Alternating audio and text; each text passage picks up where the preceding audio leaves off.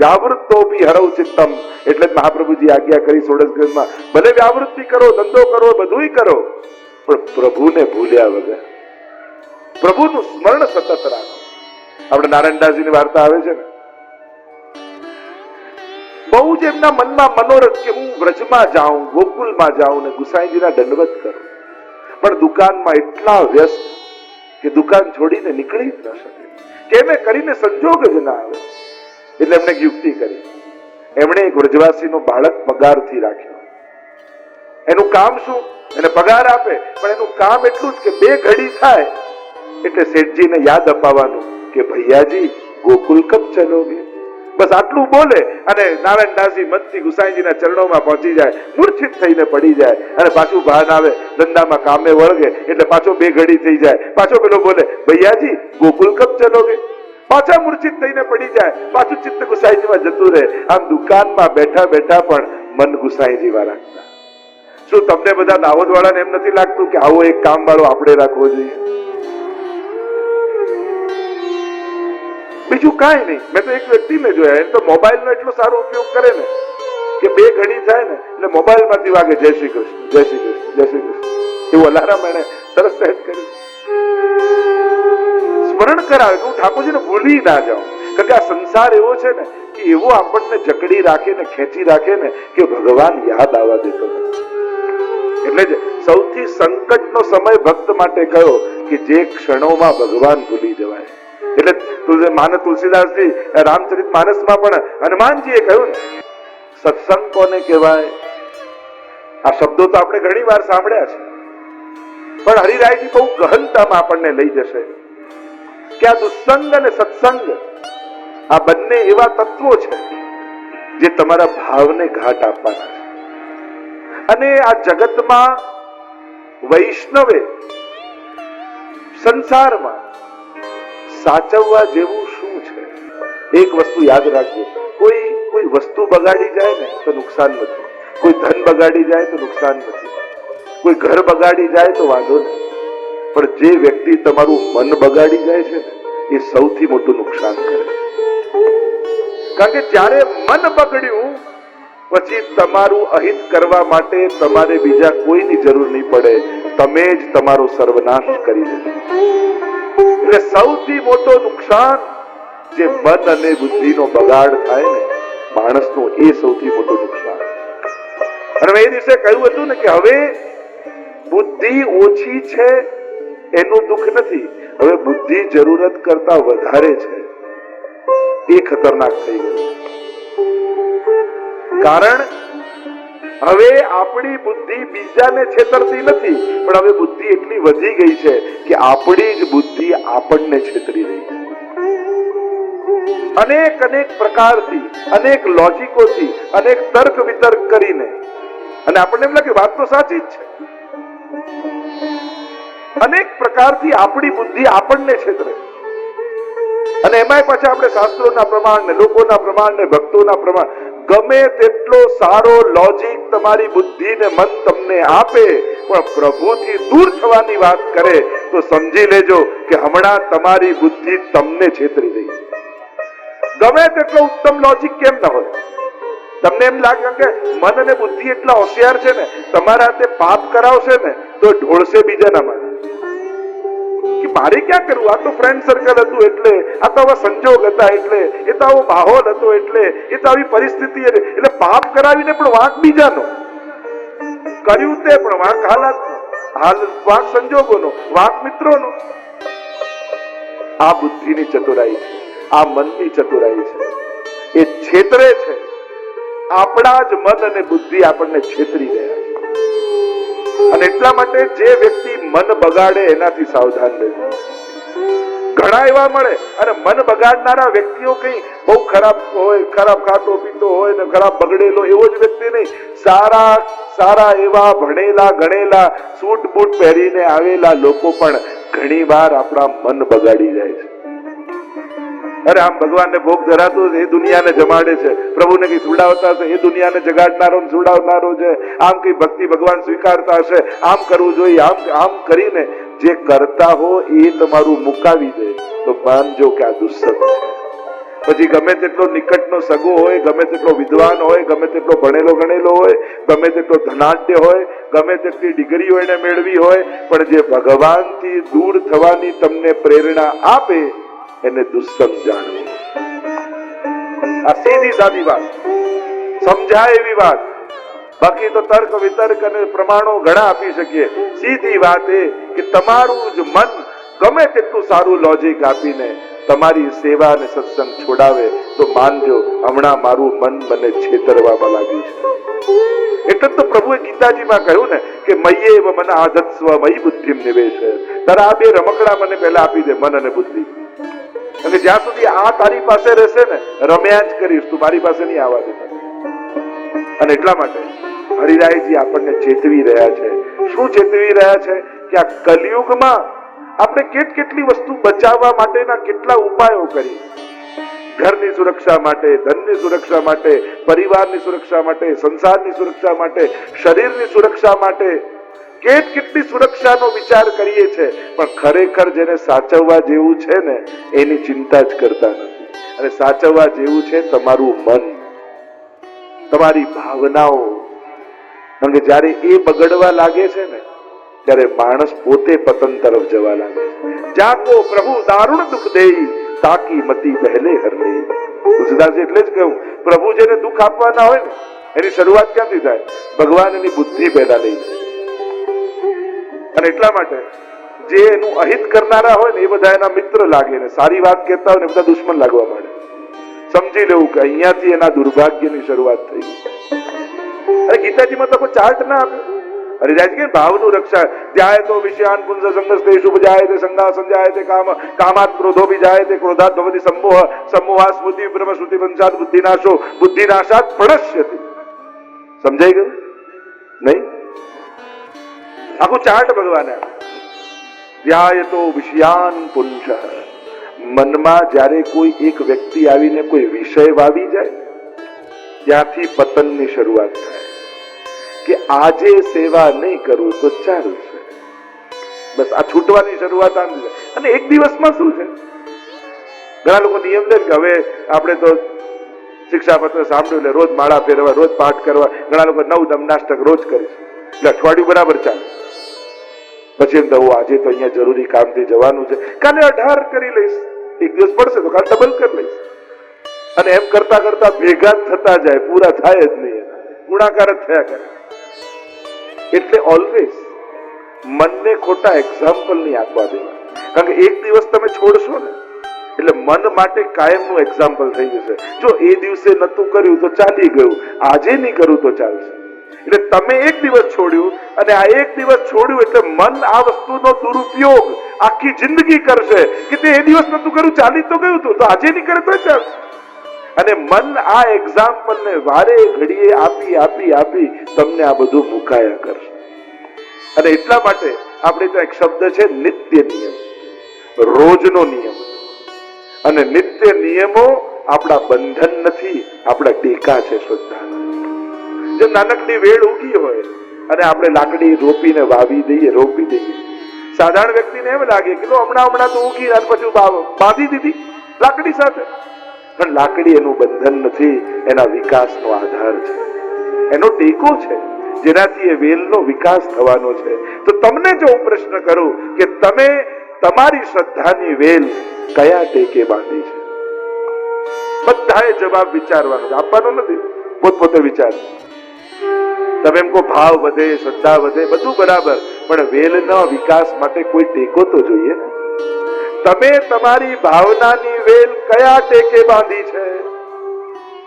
જાતે પોતાની જાતનો પ્રશ્ન પૂછો. એક ટેકો જોઈશે, ભલે માળાનો હોય, સેવાનો હોય, દર્શનનો હોય, સત્સંગનો હોય, સ્મરણનો હોય, ભલે નાનો પણ નિયમ. પણ એક નિયમ, જેના જીવનમાં કોઈ નિયમ નથી હોતા ને એનું જીવન બહુ કમજોર હોય. એ વ્યક્તિ કોઈ પણ ક્ષણે પતન તરફ જઈ શકે છે જેના જીવનમાં કોઈ નિયમ નથી. એટલે એક નિત્ય નિયમ બનાવો. આજે શિક્ષાપત્ર શ્રવણ કરવા તમે ઉપસ્થિત છો, શ્રી હરિરાય મહાપ્રભુજીની આગળ શિક્ષાપત્રની આગળ ઉપસ્થિત છો, નક્કી કરો આજે કોઈ નિયમ લો કે રોજ એક અષ્ટાક્ષરની માળા કરીશ, રોજ યમનાષ્ટકનો પાઠ કરીશ, રોજ હવેલી દર્શન કરવા, જે પણ નિયમમાં આવે દર્શનનો સમય સન્મુખ થઈશ. મને તો ઠાકોરજીને ઘરે પધરાવીશ. મિશ્રી ભોગ તો મિશ્રી ભોગનો નિયમ. રોજ રાતના સૂતા પહેલા યમુનાજીની આરતી અને આશ્રયનું પદ બોલીને સુવા જઈશ. આ તમને બધા ઓપ્શન આપું છું, આમાંથી એક સિલેક્ટ કરી લેજો. અને બધા જો જેને ગમતા હોય બધા કરે તો એ સરસ. દાહોદના વૈષ્ણવ તો નાનું ગમતું જ નથી એમને તો. એને તો એમ થાય કે અમને તો મોટું જ બતાવો, સારું જ બતાવો. એટલે તમને ઘણા બધા ઓપ્શન આપી શકું. કોઈ એક નિયમ નાનકડો પણ, ચલો આખી માળાની તો 11 વાર અષ્ટાક્ષર સ્મરણ જાગીને કરીશ, આટલાથી તો શરૂઆત કરો. પણ સાવ નિયમ વગરના ન જીવતા, નહીં તો મન બહુ કમજોર તમારું થઈ જશે. ગમે તે સંજોગો તમારા મનને પાડી દેશે, ટકી નહીં શકો. બહુ કમજોર જીવન નહીં. આપણે બધા સંજોગો વ્યવસ્થિત કરીને જીતવાની કોશિશ કરીએ છીએ. હાલાત વ્યવસ્થિત કરીને ન જીતો, સંકલ્પથી જીતો. મનના સંકલ્પ. નહીં તો પેલો આમ કરે તો પછી આમ કરું, આ બધા આમ ગોઠવાઈ જાય તો આમ. એટલે આપણે બધા રાહ જોઈએ છીએ કે હાલાત સારા થાય, સંજોગો અનુકૂળ થાય ની રાહ ના જુઓ. સંકલ્પથી કરો, આ મારો નિયમ છે, ગમે તે સંજોગો આવે મારો નિયમ નહીં છે. જ્યારે આવો મન મજબૂત થશે ને, કેવલ એક માળાથી તમે જોજો તમારું લૌકિક પણ સુધારવા લાગશે. કારણ કે જેનું મન પ્રબળ હોય ને, વ્યવસ્થિત હોય, તાકાતવાન મન હોય, એનું લૌકિકમાં પણ કોઈ એને હરાવી નથી શકતું. અને એટલા માટે આ એક નાનકડો નિયમ અહીંયા બેસેલા દરેક લોકો નક્કી કરે. તમારા મનથી તમારે સંકલ્પ કરવાનો, હું પૂછવાનો નથી, તમારે લેવાનો, તમારા માટે કરવાનો. પણ નિયમ લેજો. અને આમાંથી 10 જણા પણ લેશે તો એમ માનીશ કે મારું કથા કરવું સફળ થઈ ગયું. અને મને આનંદ છે, નાના નાના બાળકો કહેતા હતા કે અમે પણ હવેથી માળા કરીશું, આમ કરીશું, સ્મરણ કરીશું. તો આ સફળતા છે કથાની. અને હું એવો ભાવ રાખું કે આ બધામાં પણ એવું ન કરતા કે જે એક માળા કરીને જે 3 કરતા હોય મૂકીને એક કરવા લાગે.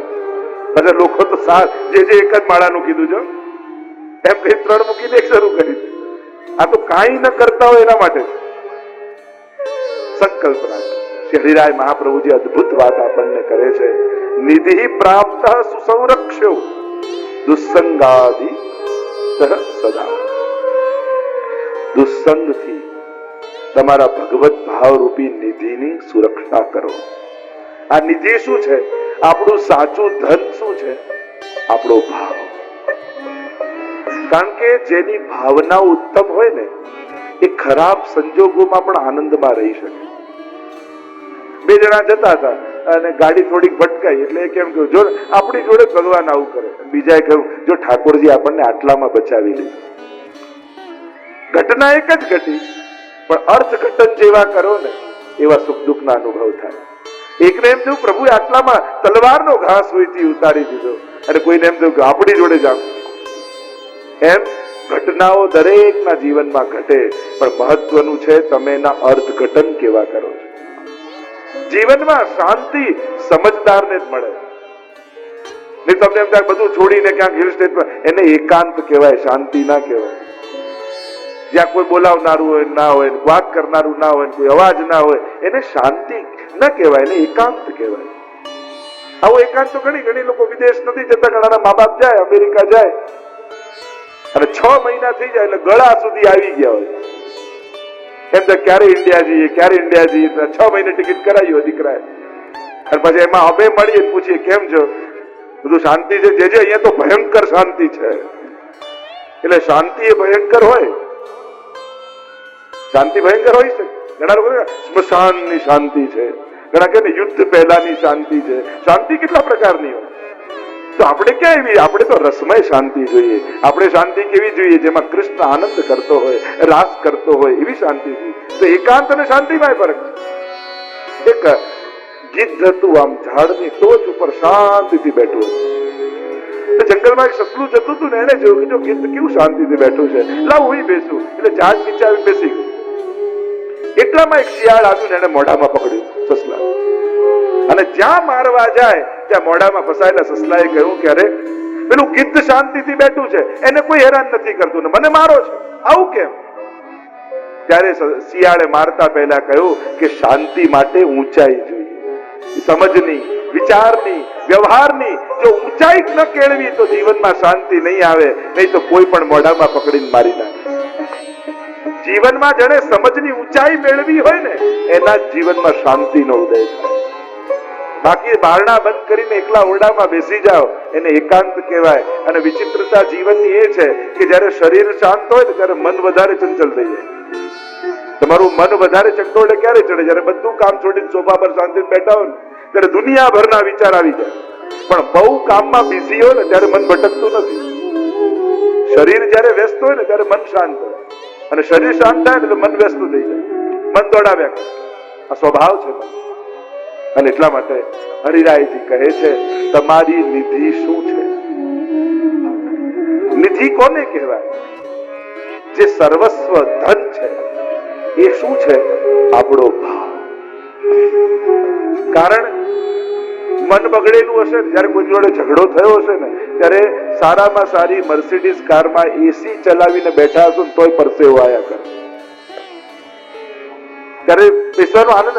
મન અવ્યવસ્થિત હોય ત્યારે દુનિયાની સારામાં સારી વસ્તુ પણ આપણને સુખી નથી કરી શકતી. એવું કે હમણાં મને ડિસ્ટર્બ ના કરે, હમણાં ના આપીશ, હમણાં મારે નથી આવતું. કોઈ સારી જગ્યાએ તમને ચલો ને મૂવી, હમણાં મારું મૂડ નથી, આપણે એમ કહીએ. ઉત્તમમાં ઉત્તમ વસ્તુ પણ તમને આનંદ ન આપી શકે જ્યારે તમારું મન બગડ્યું. એટલે દુનિયાનું સૌથી મોટું નુકસાન જીવનનું કયું છે? જ્યારે કોઈ આપણું મન બગાડી જાય. અને એટલે હરિરાયજી કહે છે દુસ્સંગથી બચજો, કારણ કે આ દુસ્સંગી વ્યક્તિઓ તમારા મનને બગાડનારા છે.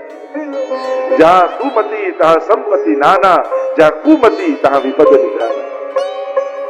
જ્યાં સુમતિ છે ને ત્યાં અનેક પ્રકારની સંપત્તિઓ આવે છે, સદવિચારોની, સદવ્યવહારની, સજ્જનોની. પણ જ્યાં કુમતિ ત્યાં અનેક પ્રકારની વિપત્તિઓ આવતી નથી, માણસ નોતરી લે છે. દુઃખ આવતું નથી, માણસ આમંત્રિત કરી લે છે હાથે કરીને.